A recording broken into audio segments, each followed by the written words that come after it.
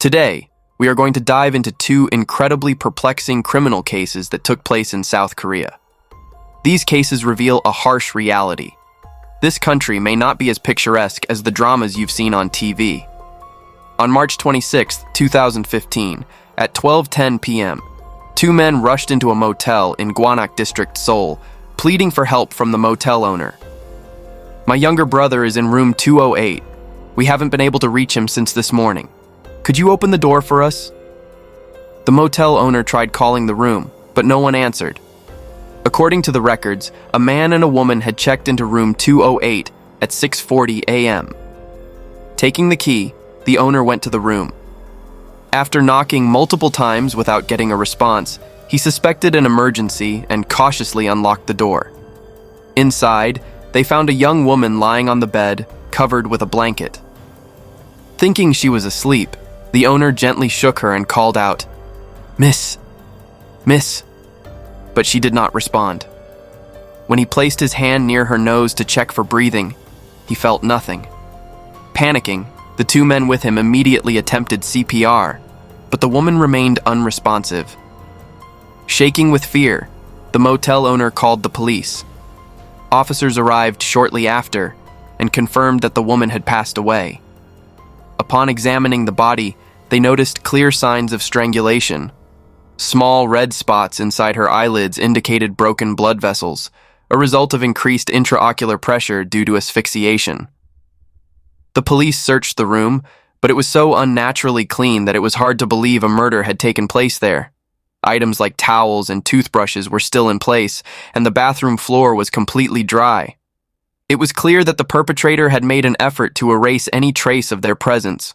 Fortunately, investigators found skin tissue under the victim's fingernails. Additionally, they discovered a male pubic hair on the bathroom floor. DNA testing confirmed that both pieces of evidence belonged to the same man. However, there was a problem. There was no matching DNA in the police database, suggesting that the perpetrator might be a first-time offender. Security footage from the motel showed the victim entering room 208 with a man at 6:43 a.m. 2 hours later, at 8:30 a.m., the man exited the room alone. After that, no one else was seen entering or leaving. Based on this, police strongly suspected the man was the killer. However, he was wearing a black cap pulled down low, obscuring his face on camera. The victim's wallet and phone were also missing, likely taken by the perpetrator. Meanwhile, the police received another suspicious detail from the motel owner. The two men who had requested access to room 208 had introduced themselves as the victim's biological brothers. Strangely, after discovering the body and even performing CPR, they disappeared as soon as the police arrived. It was evident that they were hiding something. Upon reviewing surveillance footage, investigators found that these two men had actually visited the motel twice that morning, once at 9 a.m. and again at 11 a.m. Believing they were still nearby, police launched a search. 2 hours later, they tracked them down hiding in another motel nearby. When arrested, the two men changed their statements, saying they were friends of the victim and had come to the motel because they couldn't contact her after scheduling a meeting. At this point, the police had recognized the true relationship between them. They knew exactly which room the victim was in and had visited this location 3 times. This was a case of illegal prostitution. These two men were pimps, and the victim was a prostitute. The victim's identity was even more shocking. She was a 15-year-old girl named Jeon Mina, who had been forced into this work. She lived with her mother and older sister in Jungpyeong County, Chungcheong Province. After divorcing, her mother had supported her 2 daughters by running a beer hall. Jeon Mina had gone through difficult times, experiencing both her parents' divorce and entering puberty. Because her mother was so busy, she often talked more with her older sister. However, she became increasingly rebellious and frequently ran away from home. In November 2014, Mina left a short note saying, "I'll go out for some fresh air for a few days," and left home. Since this had happened before, her mother and sister thought she would return soon. She still texted her sister. But this time, her absence lasted more than a month. Her mother became worried and called repeatedly, but the phone was turned off and none of her friends knew where she was. Finally, 1 month after she ran away, in December, a missing person report was filed. It was later revealed that after running away, Minna went to Seoul with no real plan. She had no connections and nowhere to stay, so she wandered the streets. Eventually, she came across the Runaway Family through an online forum. The Runaway Family was a group of runaway teenagers who lived together, often staying in cheap motels or long-term lodgings. But they still needed money, and the reality was that they couldn't legally work. Under current labor laws, minors need a guardian's consent to get a part-time job. Since they had run away from home, getting that consent was impossible. As a result, many of them engaged in illegal activities, and adults sometimes took advantage of them. For example, predators lured kids in with promises of food and shelter, only to later force them into illegal activities through violence and threats. Unfortunately, Minna wasn't spared from this danger. Two 28-year-old men, Choi Jae-woo and Shin Woo-jin, were prostitution brokers. They targeted Minna, buying her food and clothes to lower her defenses. She grew attached to them, mistaking their attention and kindness for love. Seeing this, Jae-woo started handling her more seriously. He told her, "Minna, where you're staying now is full of kids and it's uncomfortable. I'll take care of you. Come with me." He then took her to another motel in Bongcheon-dong, about 330 feet from the one where the crime later occurred. He reassured her, "We'll be staying here long term. You'll be comfortable here." Excited and naive, Minna followed him without hesitation. However, the moment she entered the motel, Jae-woo completely changed. The first thing he did was confiscate her phone, cutting off all her communication with the outside world. Then came the relentless violence. He refused to let her eat or drink until she obeyed his orders. Through abuse, confinement, and torture, they forced her into submission. The gang's method was to use an anonymous chat app, posting real photos of Minna while pretending she was an adult to attract sex buyers. Although Minna was about 5 feet 5 inches tall, taller than most girls her age, her face was clearly much younger than that of an adult. However, no one cared. In fact, she was even more popular because of it. She was forced to sell her body 5 days a week, sometimes up to 10 times a day. From February, when she started living with Jae-woo's gang, until March 26th, she had been coerced into prostitution 250 times over nearly 2 months. On the day of the incident, March 26, 2015, Jae-woo's gang created a chat room called Quick Call and, as usual, posted Minna's photos. Within moments, 50 men joined. From this group, they selected a man in his 30s and arranged a meeting. At 6:43 a.m., under the orders of her traffickers, Minna entered the motel with this man while the pimps waited at a nearby internet cafe. Normally, they would receive a message within an hour, but that day, after 2 hours, there was still no news. They went to the motel twice and even knocked on the door. When there was no response, they decided to wait longer and return to the internet cafe. The third and final time they went back was at noon, 6 hours after Minna had entered the room. That was when they discovered her cold, lifeless body. The police arrested Jae-woo's gang for sex trafficking. Fortunately, their phones contained a crucial piece of evidence that led to the killer's identity, the chat history.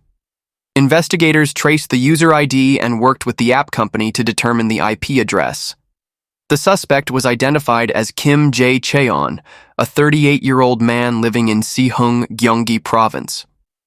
On March 28th, the police arrived at the rental apartment where he lived and knocked on the door. "Is Kim Jae-cheon home?" No response. After multiple attempts, they suspected he might have fled. However, after analyzing surveillance footage, they found that Kim Jae-cheon, dressed in black and wearing a cap, had entered the building 2 days earlier, on March 26th, and had not come out since. He was still hiding inside. The police began continuous surveillance of the apartment. Even as night fell, the lights inside remained off. There was no movement until the following afternoon. They couldn't wait forever, so they decided to break in.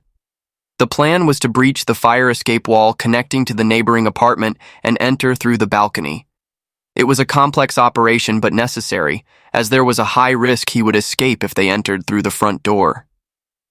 At 4:32 p.m., they successfully entered the apartment. As expected, he was still inside. The moment he saw officers entering through the balcony, he tried to flee, but another team of officers was already stationed outside the front door. After his arrest, Kim Jeon denied killing Minna. He admitted to purchasing sex, but insisted she was still alive when he left. He claimed that while he was showering, she had changed clothes and was sitting on the bed, still browsing online shopping on her phone when he walked out. However, the police did not believe his statement. No one had entered the room after he left, and there were clear signs of strangulation. They took a DNA sample from Kim Jeon. As you may recall, investigators had collected skin tissue from under the victim's fingernails and a pubic hair from the bathroom floor. The test results showed a perfect match. Faced with undeniable evidence, Kim Jeon was forced to confess to his crime. But the case didn't end there. An astonishing twist was about to unfold. While investigating Minna's murder, the police confiscated and examined Kim Jeon's phone. By chance, they opened his notes app, and what they found was shocking. It contained a detailed record, essentially a crime journal.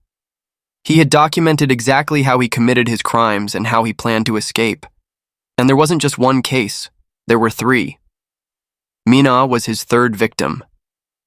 Before we dive into his other crimes, let's take a closer look at Kim Jeon's background.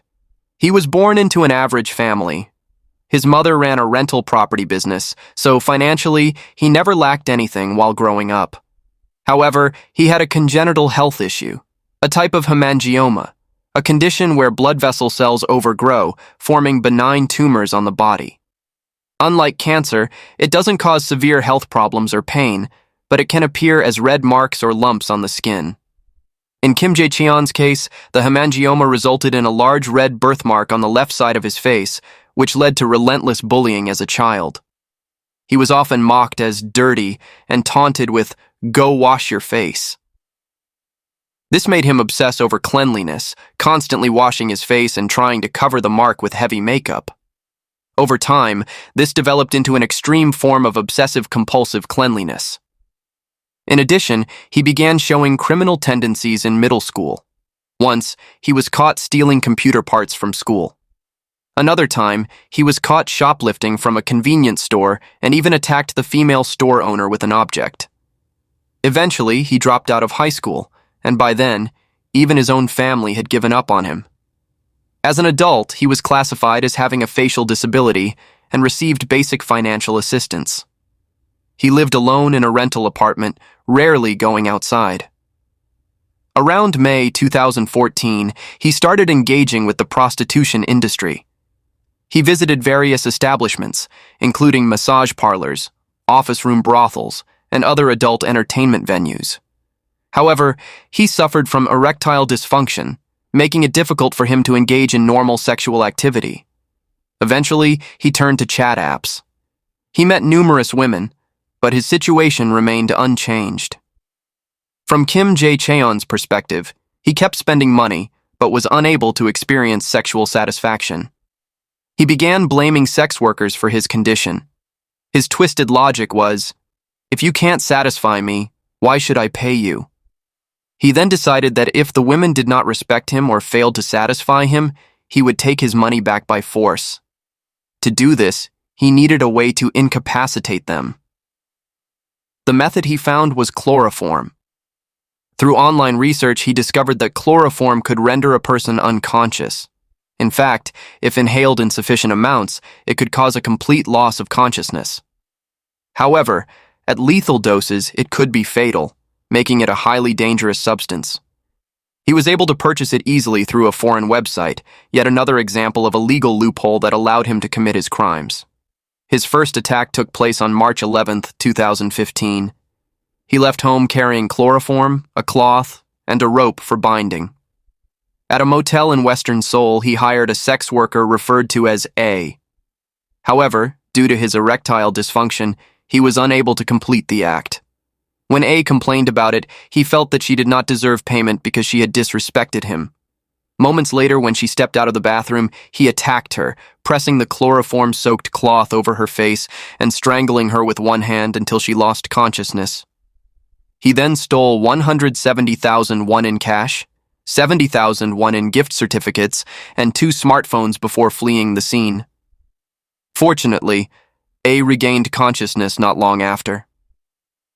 However, tragically, the psychological trauma and fear from the attack overwhelmed her, and 2 months later in May, she took her own life. Only 5 days after his first crime, on March 16th, Kim Jeon carried out a second attack at a motel in Seongbuk District, Seoul. This time, the victim was another sex worker, referred to as B. He used the same method, incapacitating the victim with chloroform and attempting to rob her. However, something unexpected happened. Just as he was about to leave with 200,000 won, B regained consciousness. Caught off guard, he strangled her again. She appeared lifeless after enduring 2 consecutive attacks, but miraculously, she survived. 10 days later, on March 26th, Kim Jeon entered the motel with Minna. This was his third attack. The process was identical, rendering the victim unconscious with chloroform and then strangling her. However, unlike the previous victims, Minna died at the scene. Why was there a difference this time? The reason was that in the second attack, B had regained consciousness faster than expected, so this time he used a higher dose of chloroform. However, the problem was that Minna was not an adult, but a teenage girl. Her fatal dosage threshold was lower, meaning she could not withstand the combined effects of both strong anesthesia and strangulation. It is important to note that after Minna's death, Kim Jeon meticulously cleaned the crime scene before fleeing. Experts believe this behavior stemmed from his pre-existing obsessive cleanliness disorder. In fact, during the investigation, he was observed compulsively washing his hands over and over. In summary, the perpetrator carried out 3 consecutive attacks in just 1 short month. What started as robbery escalated into murder. His actions after each crime showed careful planning. On the day of Minna's murder, after leaving the motel, he changed taxis 3 times before going home, likely to evade police tracking. In September 2015, the first trial took place. The prosecutor sought a life sentence based on the 3 crimes, including murder. However, the court had a different perspective. First, they argued that the murder was not premeditated, citing the use of chloroform. While this may seem perplexing, their reasoning was that Kim Jeon was primarily driven by the desire to dominate and control women, and that he had intended only to incapacitate them with chloroform, not to kill them from the outset. In the end, he avoided a life sentence and was instead sentenced to 30 years in prison, along with 20 years of electronic monitoring. The prosecutor appealed, arguing that the sentence was unreasonable. At this point, Kim Jeon took an unexpected turn. He expressed deep remorse for his crimes and even attempted suicide twice. However, during the appeals trial, the court did not view these actions as genuine remorse. Moreover, his intent to kill was officially recognized, and his sentence was increased to 40 years in prison, with 20 years of electronic monitoring. After the ruling was finalized, Kim Jeon is now serving his sentence. Finally, there were still others who needed to be held accountable. Jae-woo's gang, the ones who had coerced and trafficked Minna into illegal prostitution, were also prosecuted. They were sentenced to 6 years and 4 years in prison, respectively. Personally, I find this case to be extremely significant. From beginning to end, from cause to consequence, it seems to expose every dark corner of South Korean society. Family and schools failed to protect Minna. Gangs exploited unseen areas to run prostitution rings. Motel owners allowed underage girls inside despite the legal prohibition, and the perpetrator, who sought nothing but pleasure and paid for sex. All of them pushed Minna to the edge. It was a tragic ending, one that could have been entirely prevented. That concludes the first case. Now, let's move on to the second. The date was January 17th, 1992. At a police station in Cheongju, North Chungcheong Province, a young woman sat nervously. She had come to the station as a victim, reporting that a burglar had broken into her home. At the same time, her father, who had also been in the house, had been attacked and rushed to the hospital. He had been stabbed in the chest and was in critical condition. After some time, the lead investigator approached the woman and delivered an update. "I just returned from the hospital to check on your father's condition. Fortunately, his life is not in danger. He's going to be okay. What a relief." Her reaction was shocking. As if losing all hope, she collapsed to the floor and sobbed, "No! That's impossible." This contradictory response immediately caught the investigator's attention, and the case quickly took a new turn. The woman was 19-year-old Kim Bo-eun, the stepdaughter of 53-year-old Kim Young-ho, the victim. 2 days after the incident, on January 19th, the police arrested a man as a suspect in the case. They wanted to determine whether he had any connection to Bo-eun. However, when Bo-eun came face-to-face with the suspect at the police station, she broke down again, crying, "Inspector, this man didn't do anything wrong. I am the real culprit."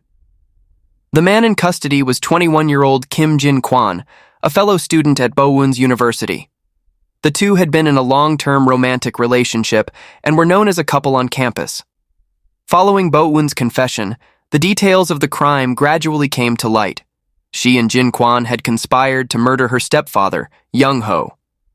Jin-kwon had prepared for the crime in advance. The day before, he had purchased a kitchen knife, industrial tape, and gloves at Changdong Market in Seoul.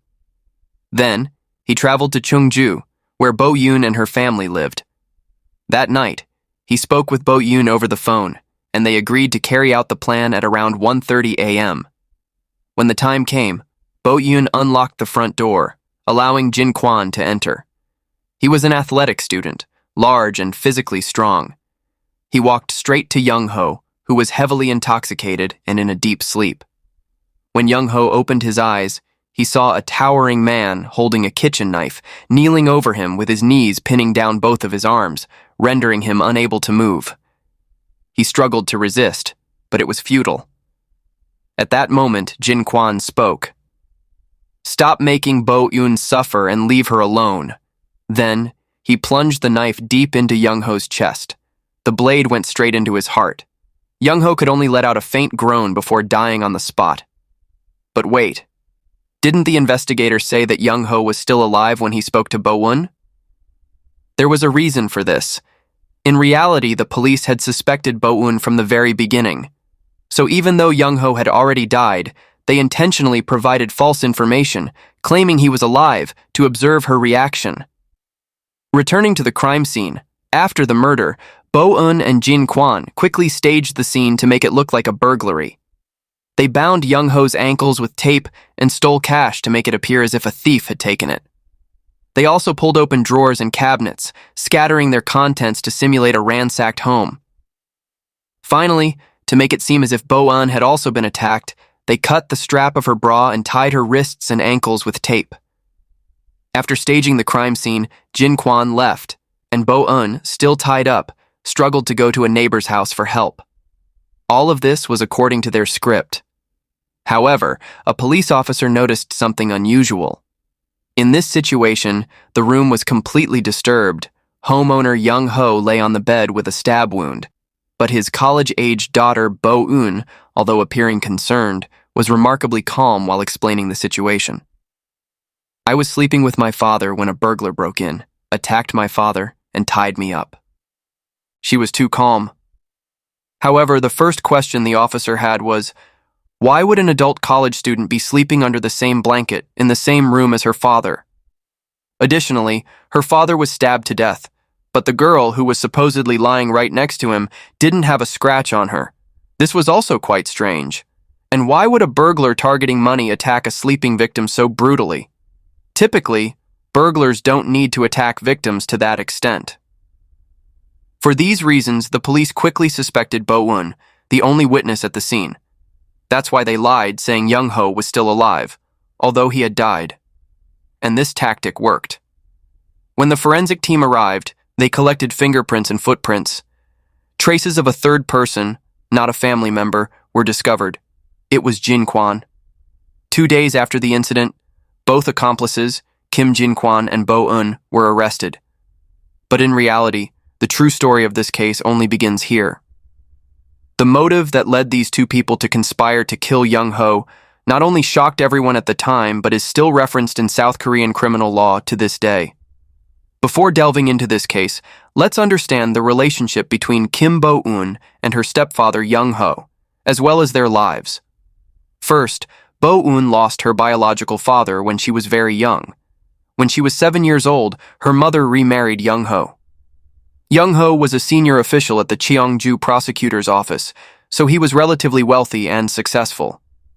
In the social climate of the 1980s, it was not easy for a woman to raise a daughter alone without a husband.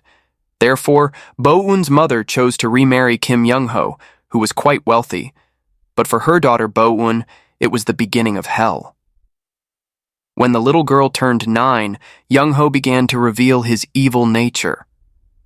When her mother wasn't home, he forced the 9-year-old girl to perform acts similar to those with his wife.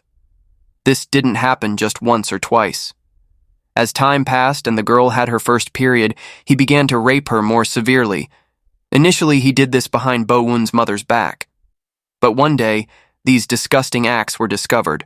However, he didn't stop. He even did it openly. If the girl was bathing alone, he would enter with lustful eyes. He didn't even stop when she was menstruating. Even worse, he would place Bo-eun and her mother on either side of him and alternate between both of them. During this, he would say evil words. "I've slept with both you and your mother, so now you should call your mother Zister, right?" Then snicker. The perverse behavior continued. Sometimes he would play pornographic films and demand that she imitate them. He also forced Bo-eun to engage in various sexual acts, both conventional and perverse. Kim's mother knew about this. She reported Young-ho to the police multiple times, so she wasn't completely indifferent. But what was the problem? When the police arrived at the house, instead of arresting Young-ho, they simply greeted him and left. You might be wondering, what were those cops doing? At that time, the status of prosecutors in South Korean society was extremely high, and it remains so to this day. Although Young-ho was not a prosecutor himself, he was merely an official working in the prosecutor's office, the police were still terrified of him. Furthermore, under the Ministry of Justice's regulations at the time, crimes committed by Justice Ministry personnel could only be investigated by the prosecution, not the police. So when the police received reports and showed up, they realized this was a powerful figure they could not touch. There was nothing they could do. As a result, Kim Bo-eun's mother had no hope, even when she reported him. She was repeatedly let down. And this went on for 12 years. 12 years. Young-ho felt no guilt as he continuously raped and tormented Bo-eun. You might ask, why didn't they run away? Why didn't they leave the house and disappear? On this, a psychologist provided the following analysis. When a person is subjected to extreme fear and helplessness for an extended period, the victim begins to develop a slave-like mentality and doesn't even dare to think about escape. In reality, Young-ho would often say, "Don't even think about doing anything stupid. The entire investigative network of the prosecution is in my hands." When Kim's mother tried to file for divorce, he would grab a knife and threaten to kill everyone. So it wasn't that the mother and daughter didn't want to escape, it was that they couldn't.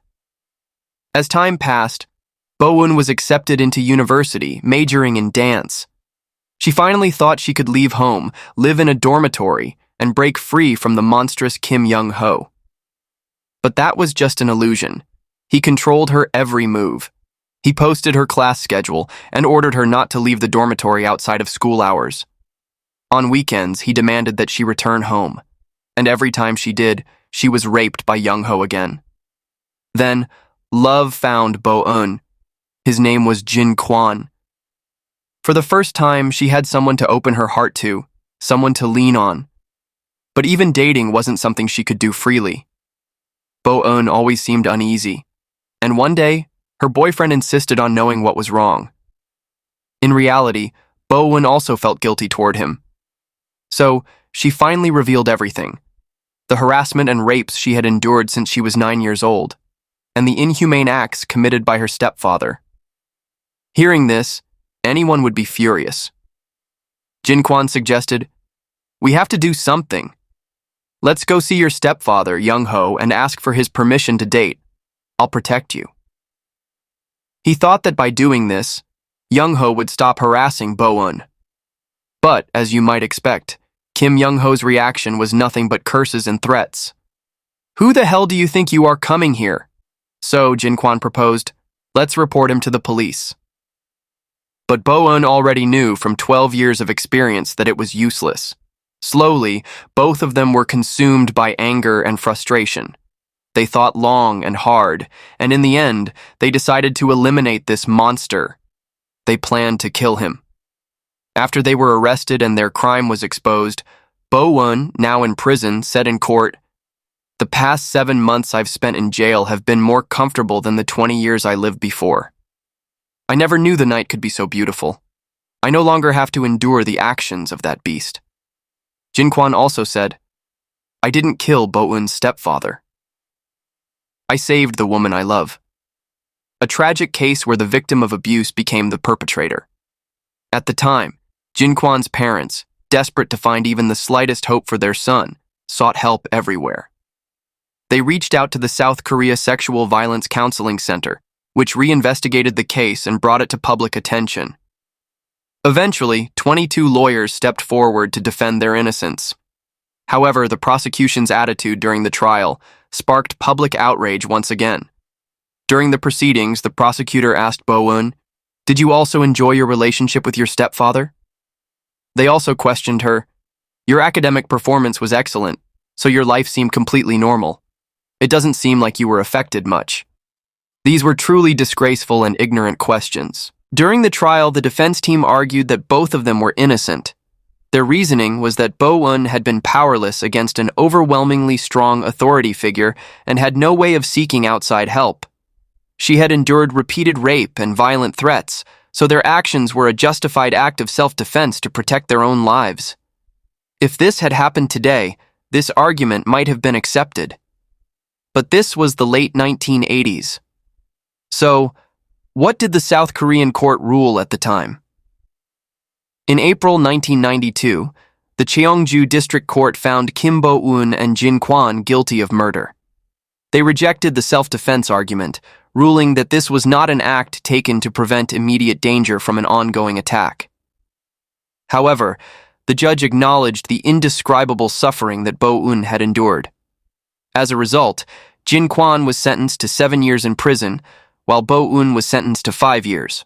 On appeal, their sentences were reduced. Jin-kwon received 5 years, while Bo-eun's sentence was reduced to 3 years with the possibility of probation, meaning she would not have to serve time in prison. The sentence was later upheld by the Supreme Court. Dear viewers, this case was the first in South Korean judicial history where a suspended sentence was granted in a murder case. Because of this, it remains one of the most symbolic cases in South Korean criminal law and criminal procedure. Moreover, this case brought the issue of sexual crimes within families, usually hidden in silence, into public discussion. Even today, many cases of sexual violence occur within families, but due to conservative social attitudes, people often try to cover them up. This was one of the first cases where familial sexual abuse was openly discussed in South Korea. According to available information, after Jin-kwon served his sentence, the two eventually parted ways. The reason was their fear that being together would constantly remind them of that horrific case. On the other hand, right after her release, Kim Bo-eun went to see Kim Jin-kwon's parents crying and apologizing. His parents comforted her, saying, "It wasn't your fault. Live well from now on." After their release, they changed their names, and no further updates about them have been reported. However, this case was a major driving force behind the enactment of the Act on the Punishment of Sexual Crimes and Protection of Victims in South Korea in 1994. This law included a provision on incestuous rape, marking the first time that sexual violence within families was formally recognized in legal terms. So, how has South Korean society changed in the 30 years since this law was enacted? Of course, the situation has improved compared to that time. However, sexual crimes within families still persist. Calling these perpetrators monsters alone is not enough. How can we stop them? Despite stricter laws, family-based sexual crimes continue to occur. Sometimes, when faced with questions without clear answers, I feel a deep sense of frustration. We must continue to progress by learning from the past. More than anything, I sincerely hope to bring comfort to the victims who have been unable to speak out. Finally, what do you think about South Korea after these two cases? Leave your thoughts in the comment section below. See you in the next video.